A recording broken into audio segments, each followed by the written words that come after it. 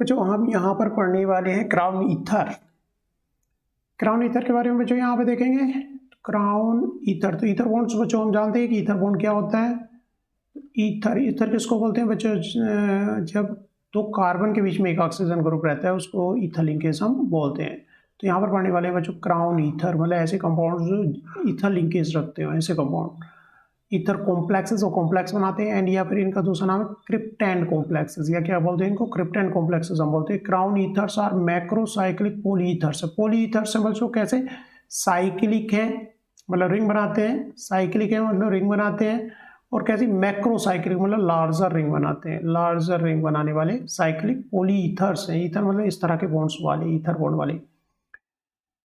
Crown ether are macrocyclic polyethers in most of the cases. अधिकतर case में macrocyclic polyethers are cyclic ether. कैसी है? Cyclic ether किसकी? Of ethylene glycol. Ethylene glycol बच्चों ये unit कहलाती है, मतलब जिसमें दो क्या हो? CH2 दो कार्बन हो। इथाइलिन, मैथ है इथाइलिन, इथाइलिन ग्लाइकोल, तो क्या दो कार्बन है बीच में और दो ऑक्सीजन। तो अधिकतर कंपाउंड्स आप देखोगे जैसे कि यहाँ पे देख रहे हो CH2 CH2 ऑक्सीजन ऑक्सीजन, या CH2 तो अधिकतर जो मिलेंगे आपको जो इथाइलिन, ये क्राउन ईथर मिलेंगे तो किससे मिलेंगे? किसी यूनिट से मिलेंगे इथाइलिन ग्लाइकोल से, मतलब दो CH2 यूनिट रहेंगे और दोनों साइड क्या होंगे? ऑक्सीजन उनमें रहेंगे। इस तरह से मिलकर बने होंगे।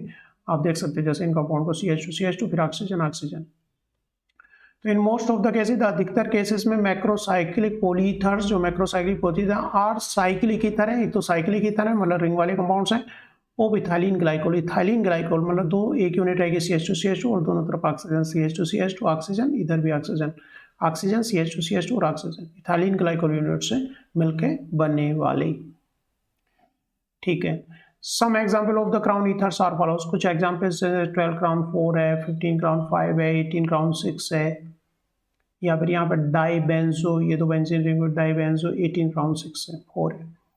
तो यहाँ पर इनके नाम किस तरह से लिखते हैं? ये 18 क्या है? क्राउन क्यों बोलते हैं इनको? 6 क्या है? इनको देखते हैं। द नंबर इन ब्रैकेट में जो ये नंबर है 18 यहाँ पर, या फिर नंबर 15 12, ये नंबर इंडिकेट, ये क्या इंडिकेट कर रहा है? Total number of atom in the ring. ये क्या इंडिकेट कर रहा है? Total atom in the ring. जैसे कि इस रिंग के अंदर मैंने नंबरिंग दी हुई है बच्चों 1 2, टोटल 12 है, तो यहाँ पर हमने ब्रैकेट में क्या लिखते हैं? Total number of atom in the ring. Total number of atom including oxygen, total number of atom in the ring, जो रिंग के अंदर है, बाहर वाले नहीं, मतलब इनको शामिल नहीं करेंगे, इनको इंक्लूड नहीं करेंगे, केवल रिंग वाले कंपाउंड्स जो हमारी ये रिंग के अंदर जो कंपाउंड चले। तो ये टोटल कितने होंगे? 18 होंगे। यहाँ पर कितने होंगे टोटल? मैंने काउंटिंग 1 2 3 4 5 6, तो रिंग के अंदर कितने? 15।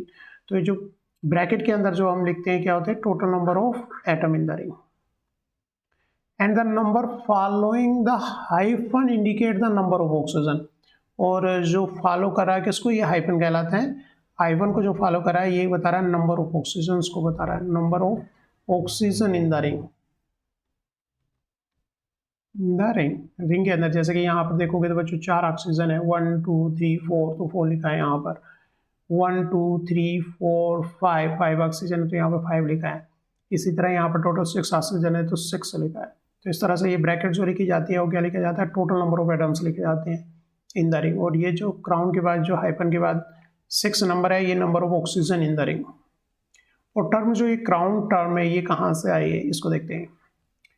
The term crown was suggested by the 3 dimension shape of these molecule. In molecule की जो 3 डायमेंशन शेप की वजह से आई है, because these molecule have a crown like shape, क्योंकि मुकुट लाइक शेप रखते हैं, मुकुट जैसे लगते हैं। इनकी 3 डायमेंशन शेप देखी जाए अगर क्राउन्स की, जैसे कि यहाँ पर मुकुट लाइक शेप रखते हैं, इसीलिए यहाँ से टर्म आई है क्राउन। तो यहाँ पर जो नंबरिंग इनका नाम जो हम लिख रहे हैं बच्चों, टोटल नंबर ऑफ एटम्स यहाँ पर ब्रैकेट में, फिर क्राउन, और फिर जो ऑक्सीजन है रिंग के अंदर जितने नंबर ऑफ ऑक्सीजन्स हैं।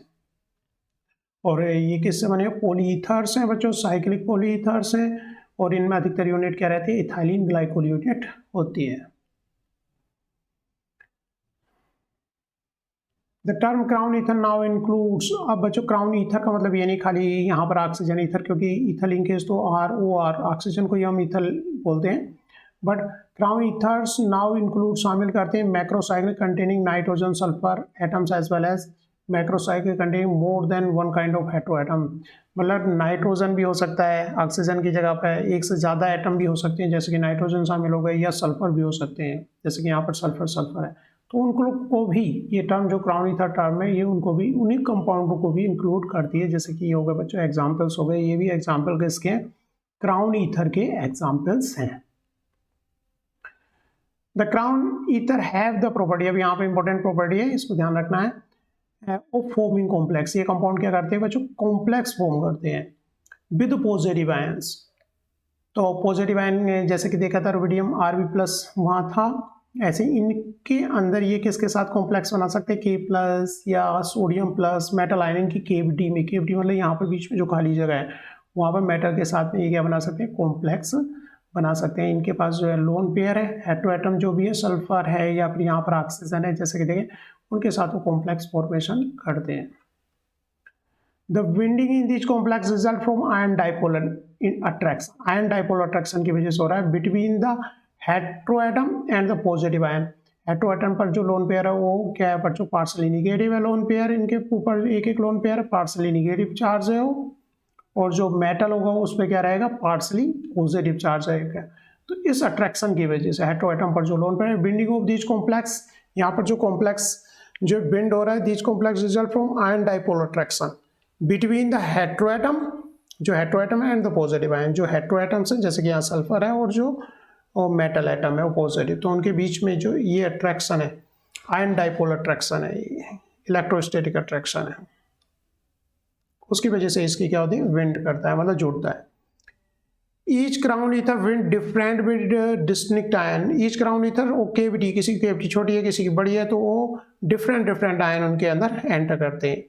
Either winds different with distinct ion depending on the size of its cavity, कितनी बड़ी साइज है। फॉर एग्जाम्पल फर्स्ट लिथियम के साथ एंटर करता है, फर्स्ट ऊपर जो दिया हुआ है नोट के प्लस के साथ नहीं जुड़ता, थर्ड जो के प्लस के साथ जुड़ता है, और फोर्थ वाला जो सोडियम के साथ नहीं, सेकेंड विंड्स सोडियम प्लस। तो यहाँ पर जो केविटी के अकॉर्डिंग की बात यहाँ पे कर रहे हैं, जैसे कि फर्स्ट जो है बच्चों केवल Li+, फर्स्ट जो कंपाउंड है वो कह रहे हैं कि केवल Li+ एंटर कर सकता है।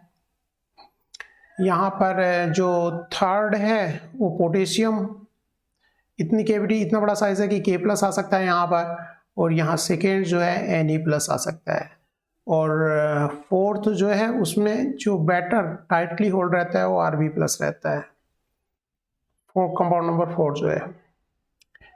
ठीक है बच्चों, यहाँ पर मतलब डिपेंड करेगा केविटी, सारे कंपाउंड जो अलग अलग जो भी क्राउन ईथर डिपेंड इट्स की इसकी जो बीच की जगह है वो कितनी है उसके अकॉर्डिंग कॉम्प्लेक्स यहाँ पर आएगा। मतलब मेटल का प्लस K+ सोडियम प्लस जो मेटल है वो डिपेंड करेगा कितनी बड़ी केविटी है, उसी के हिसाब से यहाँ पे रहेगा।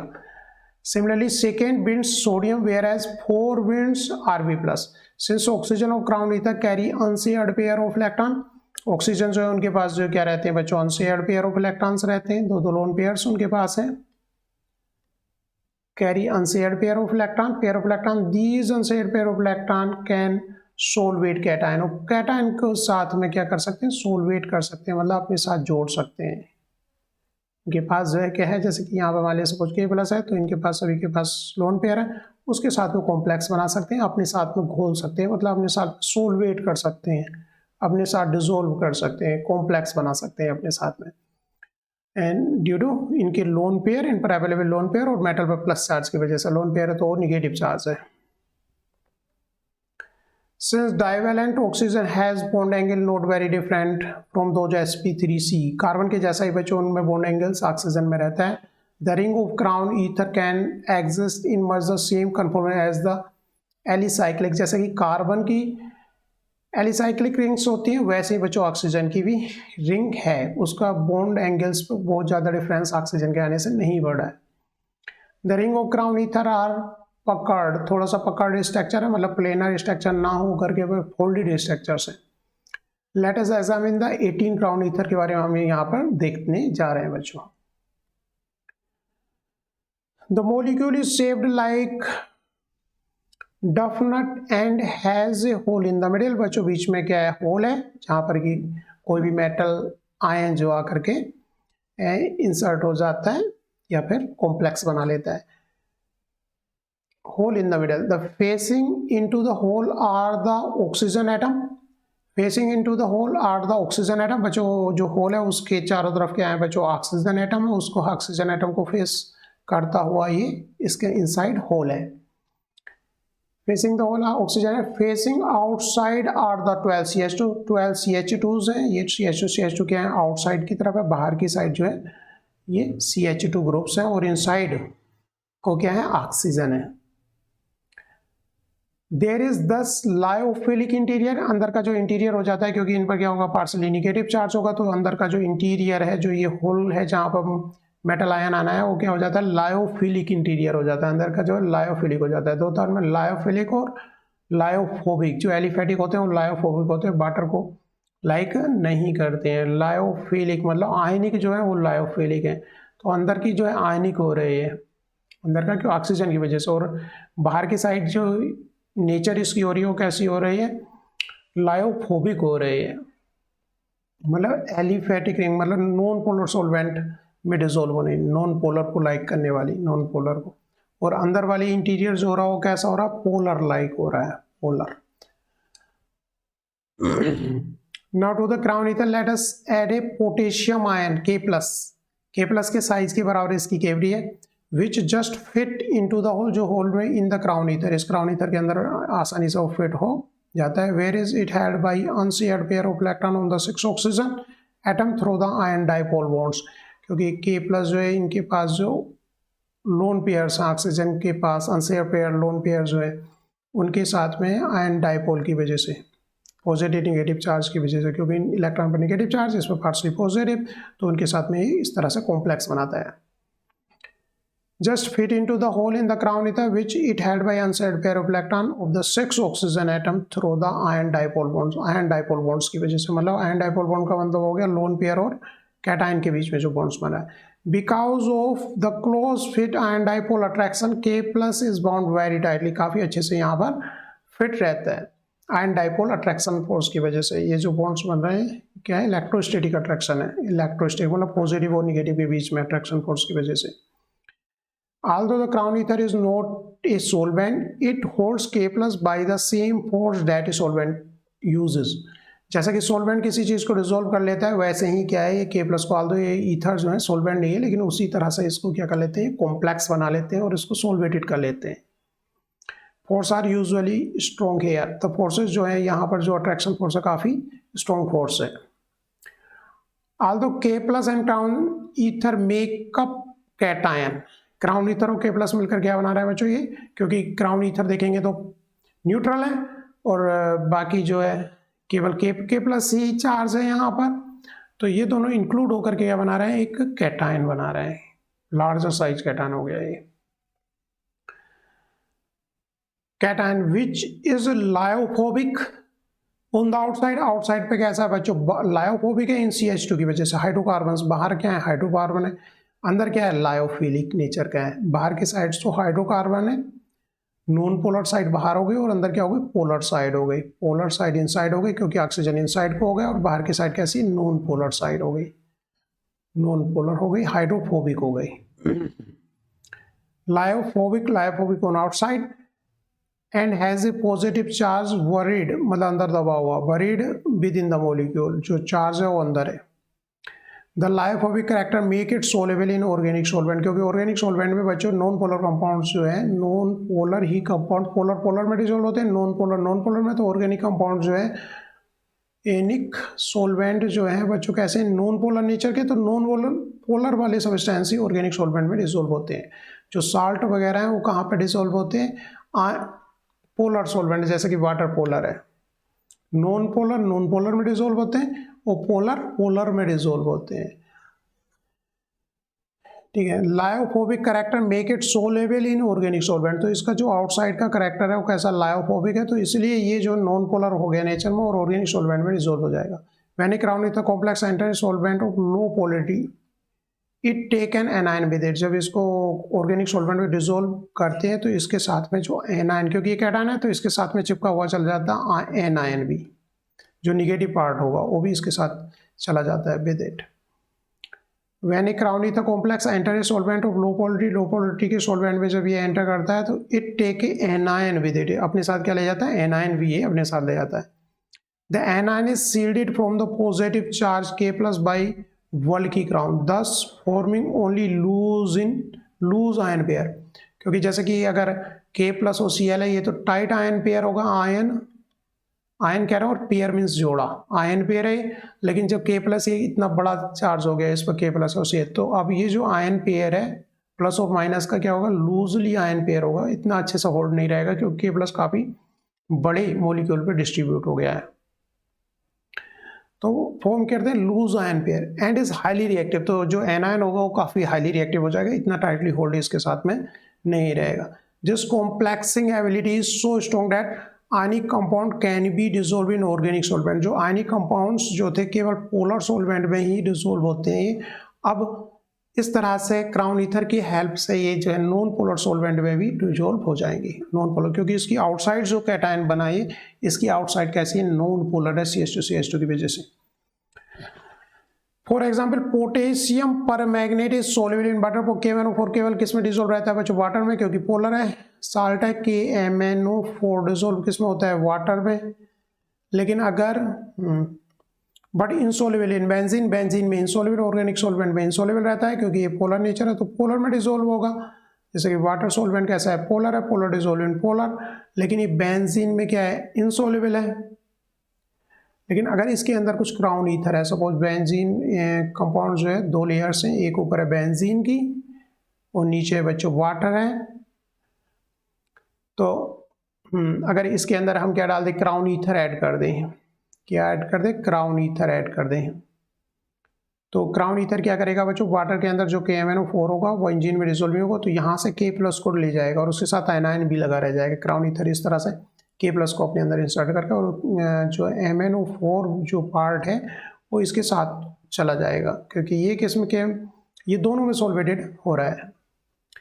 क्राउन ईथर जो है इस तरह का कंपाउंड्स बन गया जो दोनों में सॉल्वेटेड है। तो KMnO4 जो केवल वाटर में सॉल्वेबल था तो उसको पकड़ कर बेंजीन में भी ले जाएगा, तो इसको बोलते हैं फेज ट्रांसफर कैटलिस्ट की तरह भी ये काम करते हैं। फेज, दो फेज अलग अलग है, वाटर की फेज अलग है और बेंजीन डिसॉल्व नहीं हो, तो वहाँ पर फेज ट्रांसफर का जो मतलब कंपाउंड जो है वाटर में डिसॉल्व है उनको किस में पकड़ कर ट्रांसफर कर देगा, दूसरी फेज में बेंजीन, बेस ट्रांसफर कैटलिस्ट का भी काम करते हैं। फेज, एक फेज से दूसरी फेज में अगर किसी मॉलिक्यूल को ले जाएं तो इफ द तो for example potassium permanganate is soluble in water, but insoluble benzene में इनसोल्यूबल है। However if some dicyclohexyl 18 crown 6 is dissolve in the benzene, अगर बेंजीन में उसको डिसॉल्व कर दिया है, it is possible to extract the KMnO4 from water into benzene. तो water से क्या है, वाटर से क्या इसको KMnO4 को बेंजीन के अंदर डिसॉल्व कर सकता है। तो जो यहाँ पर आप देखने वाले हैं हम, crown ether has been prepared wide variety of shape and size. तो क्राउन ईथर की यहाँ प्रिपरेशन हम देखने वाले। क्राउन ईथर जो है काफ़ी वाइड वैरायटी ऑफ शेप्स और साइज में प्रिपेयर किए गए हैं। जैसे कि बच्चों यहाँ पर प्रिपरेशन है सिंपल, यहाँ पर ईथर ली गई है, दूसरी साइड में दूसरा पार्ट लिया गया है एक्वस QH बेस की तरह, तो ये प्रोटॉन ऑब्स्ट्रक्ट करेगा बेस, तो यहाँ पर क्या बना देगा, anion simple substitution reaction Cl। इस तरह से साइक्लिक कंपाउंड 18 क्राउन 6 इन दोनों पार्ट से मिलके बन जाएगा। या नेक्स्ट सिंथेसिस बच्चों दी हुई है, इन दोनों मॉलिक्यूल से दो मॉलिक्यूल से ये क्राउन ईथर बन गया है, मैक्रोसाइक्लिक क्राउन ईथर। किस तरह से बच्चों, दो मॉलिक्यूल्स हमने इस तरह बेस की वजह से एक्वस NaOH लिया है, तो हाइड्रोजन को ऑब्स्ट्रैक्ट कर लेंगे, तो यहाँ पर बन गए बच्चों एनायन, दो तरफ एनायन बन गए, और फिर सिंपल सब्स्टिट्यूशन रिएक्शन से इधर Cl को रिप्लेस कर दो, इधर Cl को रिप्लेस कर दो, सिंपल सब्स्टिट्यूशन से इधर Cl को रिप्लेस कर दो, Cl को रिप्लेस कर दो, तो हमारा फाइनली ये कंपाउंड का फॉर्मेशन क्राउन ईथर के फॉर्मेशन हो जाएगा। तो इस तरह से बच्चों क्राउन ईथर को क्या किया जा सकता है, सिंथेसाइज किया जा सकता है। और क्राउन ईथर बच्चों as a phase transfer catalyst की भी तरह काम कर सकते हैं बच्चों। फेज ट्रांसफर कैटलिस्ट मतलब यहाँ पर जैसे कि हमने देखा कि KMnO4 खाली वाटर में डिसॉल्व था, बेंजीन में नहीं, लेकिन अगर हम क्राउन ईथर डालेंगे तो वो क्या करेगा, उसको बेंजीन रिंग में भी सोल्वेटेड कर देगा, क्योंकि वो क्या करेगा, K प्लस को अपने अंदर टाइटली हेल्ड कर लेगा और उसके साथ में एनायन पार्ट भी उसके अंदर चला जाएगा, क्योंकि इसकी आउटर साइड जो होती है वो कैसी है, हाइड्रोफोबिक और इनसाइड जो है हाइड्रोफिलिक साइड है। हाइड्रोफोबिक आउटसाइड होने की वजह से वो क्या है, ऑर्गेनिक सॉल्वेंट में भी बच्चों क्राउन ईथर्स क्या है, डिजोल्व है। और किस तरह से इसका नाम है और उन सब चीज़ों के बारे में हमने यहाँ पे देखा। क्राउन ईथर किसको बोलते हैं। थैंक यू बच्चों।